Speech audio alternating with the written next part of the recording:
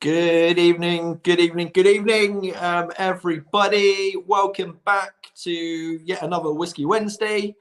I think I say it every week, but it's extraordinary how quick these weeks are going.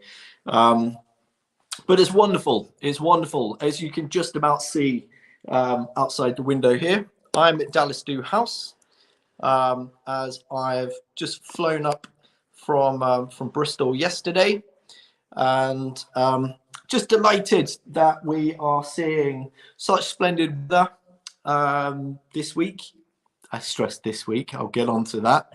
But the evenings are just so much lighter and brighter, and of course that makes everybody just a lot more happier in general. And lovely to see the grounds here at Dallas Dhu House coming into bloom, and Paul, our much loved groundsman here at Dallas Dhu House, is bouncing around the garden, getting very excited about what's to come throughout the year.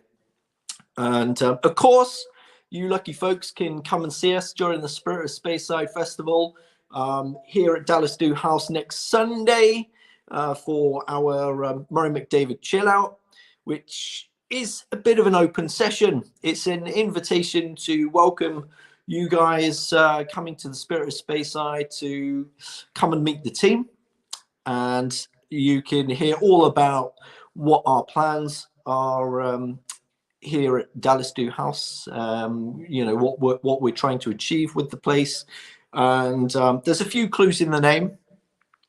Some of you may have pieced that together already. Worst kept secret in the world of whiskey, but it's probably because of this motor mouth, just letting secrets slip here and there, especially after a dram or two. Notorious. However, yeah, come and see us at the chill out during the Spirit of Speyside next Sunday. The front doors open here at midday. And well, what can you expect? As I say, you can meet our wonderful team. Anyone from members of Whisky Creations team, our sales team, but even, as I mentioned, Paul, who you know, he will entertain for sure with his stories about the grounds here, and get him talking about his walks. He's quite the rambler in many aspects. But yeah, get chatting to Paul. His beloved pigs up in the garden as well. He's got many a story about our big old pigs. You may have seen on our social media many months ago our beautiful little tiny little pigs. They're not so small or cute anymore. Maybe cuddly, but certainly not as cute as they once were. Well, maybe I'm being a bit mean. We're also going to have other members of the team here at the house, but of course, you know, we're all coming together to celebrate the Whisky of Speyside. So we are going to have a bar, an operational bar here at Dallas Dhu House, where we are going to have a fine spread of our current bottlings from Murray McDavid, and as it's one of the final days of the festival, you're going to be in for a real treat, because we have such events such as Murray McDavid's greatest hits tasting, which I'm diving into the archives to select some just absolutely epically stunning drams, which in today's reality of the whiskey landscape, irreplaceable in style and experience of dram. So that is also a fine reason to come and join us at Dallas Dhu House over in Forest next Sunday. Doors open from 12, and I think they close at midnight as well, 12 till 12, a long old session. So feel free to pop by anytime during the day. There's always going to be a member or members of the team here. We've got music throughout the day. There's going to be food throughout the day as well. That will be served from the bar, as well as I say, many a dram. We've got a collaborative partnership with Spey Valley Brewery. You're going to see some Murray McDavid collaboration beers on the bar there as well. Really, really exciting. Yes, it's going to be, as the name suggests, it's going to be a chill out session. So, you know, it's not going to be one of these information rich tastings that you may have enjoyed throughout the week of the festival. It's going to be chilled, it's going to be enjoyable, and let's hope it's going to be sunny as well, because the grounds around the house really, really stunning. Really stunning. We've got woodland, surrounded by woodland here at Dallas Dhu House, and a lot of wildlife in there as well. I was just before the call having a little bite to eat out in the kitchen, and we've got a viewpoint where you can we've got some red squirrels, a little family of red squirrels coming down to the feeding box, and of course they were kicking off some of the seeds and nuts from the feed box, and underneath we've got a mating pair of pheasants. They weren't mating at the time, I'm just saying. We have a mating pair on our grounds here at Dallas Dhu, which is very, very sweet to see them, you know, side by side, strolling around the grounds. Adorable, adorable.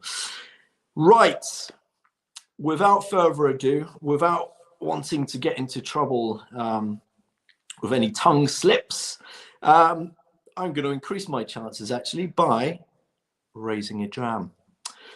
Let me know, ladies and gents, what you might be filling within your Glencairns this evening, or if you might be trying one of our whiskey cocktails that you might have seen either on our whiskey Murray McDavid Whiskey Club Facebook group. You would have seen I created over the weekend it was a sour. It was the whiskey sour from the peated finish from the Caskcraft range, which actually I almost spoke about last week in the Whisky Wednesday video. I made a whiskey sour, but I adapted the recipe. That's what it's all about with cocktails, is getting in there, discovering and developing, advancing the flavor until you until you hit a really lovely peak and balance. And yeah, if you want to see that recipe, pop on over to the Murray McDavid Whiskey Club group on Facebook. You can see that recipe there. The social media team blew me away a little bit today with one of the most obscure posts that I've seen from the group, but apparently it is National Amaretto Day.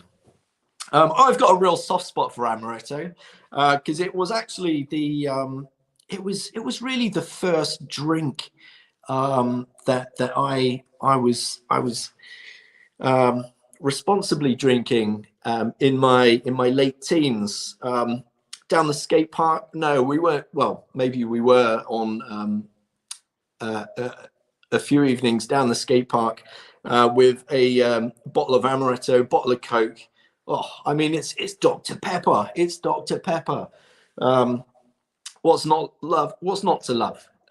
However, on our social media today, we had another cocktail serve, which we've taken a twist on the classic Godfather cocktail.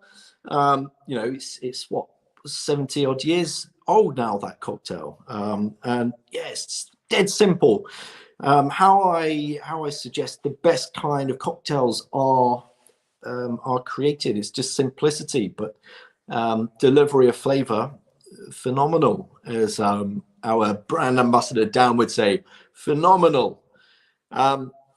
He's made it with the peated finished Caskcraft again, and 50 ml of the peated Caskcraft, 15 ml of amaretto.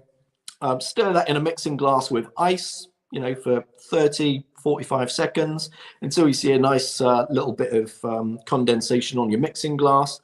And then, yeah, you want to strain that out into a serving glass with ice and a wedge of orange in there. Delicious. We've, of course, affectionately called that the Dog Father after our wee Westie on the front of all of our bottles. So the Dog Father, if you want to wet your whistle this Whisky Wednesday, give the Dog Father a go. And yeah, sip and enjoy, sip and enjoy. I'm not opting for a cocktail this week. I wet my whistle last week, and it was a very enjoyable evening. There's a lot of serious work that needs to be done in the build up to the Spirit of Speyside Festival next week, so there'll be no cocktails for me tonight.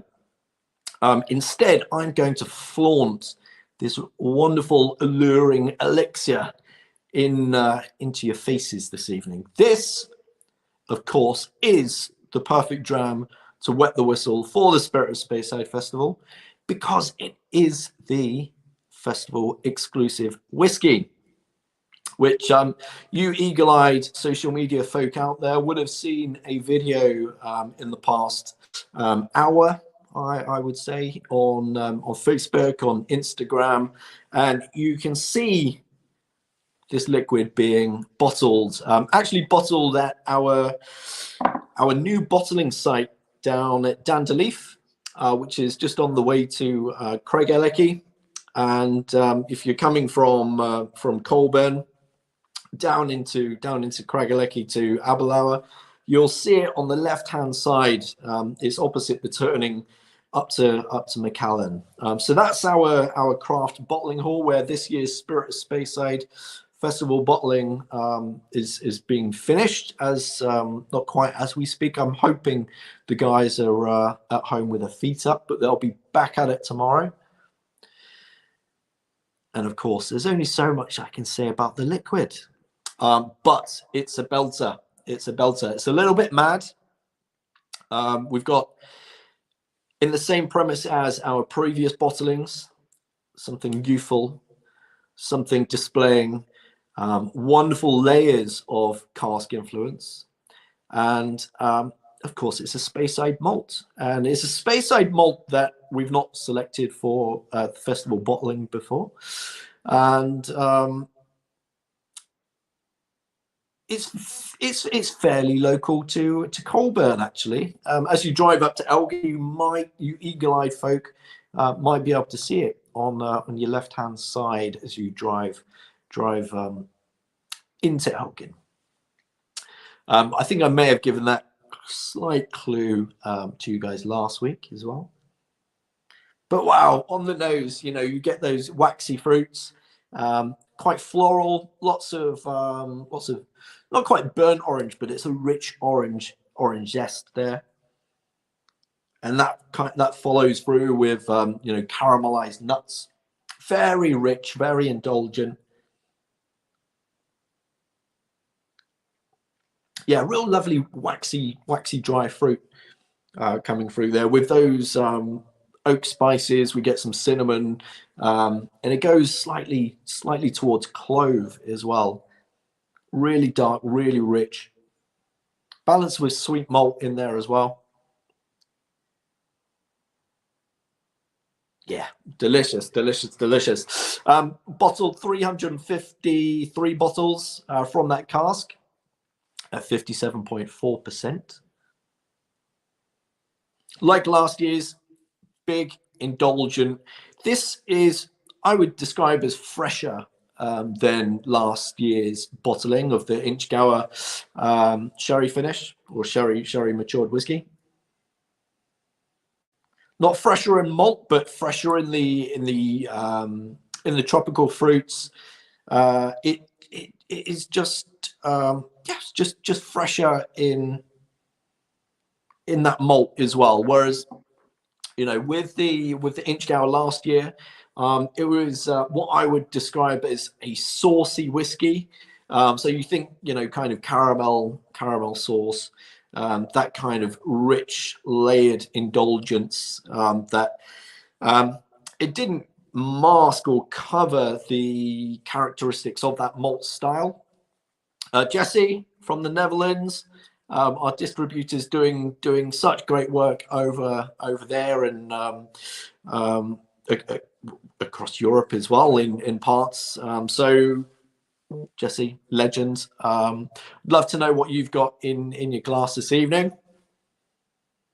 And I'm sure our sales head of sales, Ben, will we'll save you a dram. We'll save you a dram, Jesse. If you're not making it to this year's festival, we'll be sure to save you and the team a dram. But yeah, much of a sprightly, zestier style of cask finish on this year's bottling. Really wonderful, deep, rich color on that as well. I mean, this is just a 10 cl bottle, so you can imagine what it's going to look like in that 70 cl. Quite stunning, quite stunning. And it's the same principle as last year's whiskey, an age-defying whiskey. It's always such a joy to be able to select a festival exclusive that challenges the normal conceptions of people's understandings of whiskey, age, and cask. And the malt style itself, holds with that long finish against the cask finish as well. So very, very, very happy. Liv and the social media guys have got little drip feeders of teasers coming over the next week. Because remember, we're just 7 days away from the festival itself. Getting very excited. This time next week, next Wednesday, I'll be looking slightly smarter, and hopefully with a haircut. I say that every week again. I apologize, but I will get a haircut, I promise. And having a bit of a shave, and we'll be over at Dallas Dhu Distillery, where we'll be welcoming the great and the good of the whiskey industry for the Touch of Tartan opening ceilidh over at Dallas Dhu Distillery. Jesse's on the champagne. Oh my God. Well, he's clearly doing well with selling Murray McDavid to be on champagne on a Wednesday night. I'll raise a glass to that, Jesse. Good bloody stuff. So yeah, the team are really, really hard at it at the moment. I know there's still some guys actually working away as I ramble on to you this evening about the festivities. So I'll raise another dram. If it's not to Jesse drinking champagne, it's to my poor colleagues who are still working away to get everything ready for next week's opening of the festival. So team, cheers to you guys making it happen.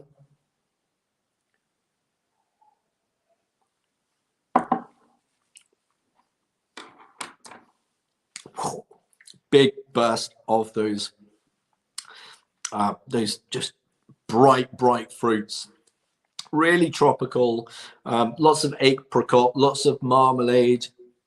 We've got that sweet spice rolling back into, it doesn't quite get to clove on the palate. Maybe a little indications of clove there, but there's definitely sweet cinnamon rolling through there as well, and just luscious on the finish. A treat. So yeah, just 353 of those to go around during the festival, which we're hosting 50 events this year, with events here at Dallas Dhu House, events over at Colburn. Of course, we have our wonderful events up at the Bothy, which for anybody coming to the Bothy this year, although we're going to have a nice roaring fire, pack an extra pair of socks, because although we're in double digits in terms of temperature up here in Speyside this week, the forecast suggests that it's going to take a little bit of a dip. So yeah, pack an extra pair of socks. A windbreaker would be advised as well. Just in case. That I've been doing the festival for 6 years now, and the weather has never been consistent from year to year. It's been so difficult to cool, but it's not forecast rain. It's not forecast rain, so that's the main thing. As long as we got whiskey, as long as we're dry, and as long as we're in good company, we're going to get through it. It's going to be a blast. I really can't wait. It's, as I've repeated myself, you know, it really is one of the highlights of our whiskey calendar. Not just for the epic drams, but, you know, seeing you guys year in, year out, whether it's at the Spirit of Speyside Festival, or, you know, whether I'm coming over to see you in, you know, in your home markets and sharing drams that way. It is just so amazing to welcome folk through our doors and, yeah, just soak up and converse about the things that we love. Whiskey.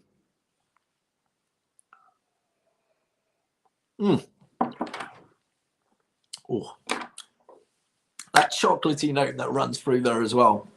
Nuttiness. Wow. Beautiful.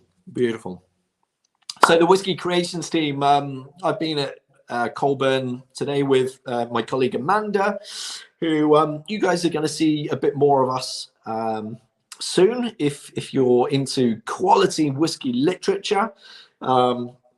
You should definitely look out for the Angel Share Journal. Look them up on Instagram as well. I mean, their photography is beautiful, and, you know, being a photography student back in the day, of course, I've got an admiration for fine photography.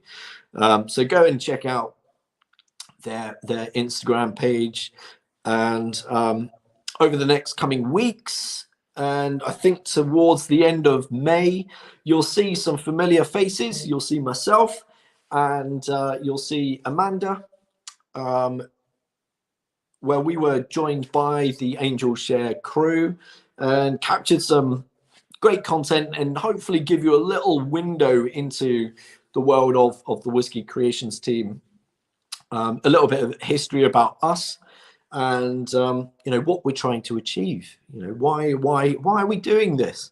I often ask myself, but it's to create this delicious elixir, you know. So yes, it's all about the curiosity and discovery of fine flavor. That is it in a nutshell. But I'll let you be the judge. Go and check out the Angel Share Journal when it is finally in print towards the end of May, and yeah, really looking forward to that being published. And there's going to be a few more along the way, so keep an eye out. We've not just been sitting around today pondering that. We've been busy. Rum casks. 70 rum casks have been delivered to Royal Brackla, of course, where we have our larger warehouse facilities, where we're maturing our younger stocks for the likes of Caskcraft and some of our batches of our benchmark series, and our select grain series. And yeah, these 70 rum casks, barrels, of course, have started to be filled. And I've got a couple of batches of Caskcraft being lined up within that 70, and also some small parcels of the benchmark series, which the benchmark series, we've laid those down into cask that spirit. We've got some peated spirit going in. For those that like and enjoy Le Chick, keep an eye out for that parcel. We've got 10 casks being laid down full of that spirit.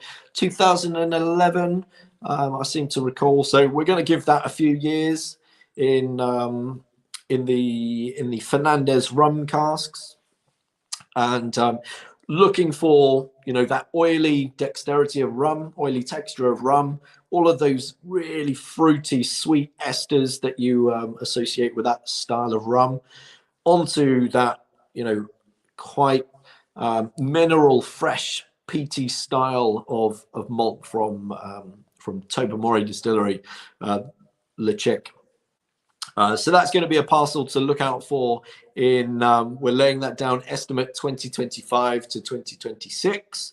So we're going to be monitoring that with great curiosity. And as I say, we've got some cask craft parcels being laid down because we don't currently have a rum finish. You may, of course, seen that we've been touting proudly the peated finish, which, of course, I'll repeat till I'm blue in the face, won a stunning award, 95 points on the International Wine and Spirits competition. Wonderful, wonderful moment for the cask craft, which, of course, is still in batch 1. We also had the sherry finish and the Madeira finish do well as well, and we've got the port finish, and the Masala with the Crofton Garrett has been doing very well as well. So well, in fact, that we are actually pretty much sold out of it. So we have finally come to get our hands on batch number 2. Batch number 2 of the cask craft is with us. And as I promised, I think I did say that each batch that we're looking to produce is always going to be upped in quality. So I'm hoping that when we put batch 2 into these awards, we're going to trump the awards that we won in the IWSC. We're gonna get higher than that 95. I can feel it in my bones. The sherry finish this year isn't just Oloroso sherry. We've got a coming together this time of Oloroso and PX. I can feel myself saying too much already. I was just about to unleash the fury on all of the new finishes, but I'm sorry, folks, you're just gonna have to wait. I've only had 2 sips, and I'm letting away company secrets already, and I can feel Liv pulling her hair out in the background. Wait until we launch these. Wait until we launch these. We're going to be, of course, enjoying the Spirit of Speyside Festival next week, and going to be working with the team that week to create some promotional materials and promotional photography for the cask craft batch 2. So yeah, over the next 2-3 weeks, we're going to be launching batch 2 of the cask crafts, 5 new whiskies, 5 new single malts. Yes, that's correct. And yeah, just some really delicious and intriguing combinations of cask and spirit. We've got a pretty big name, I would say, in one of the finishes, so one to look out for sure. If I was a betting man, it's going to be a close race between the port and the sherry finish this year, for which sells out first. But we'll see. We'll see. I've already said enough. Already said enough.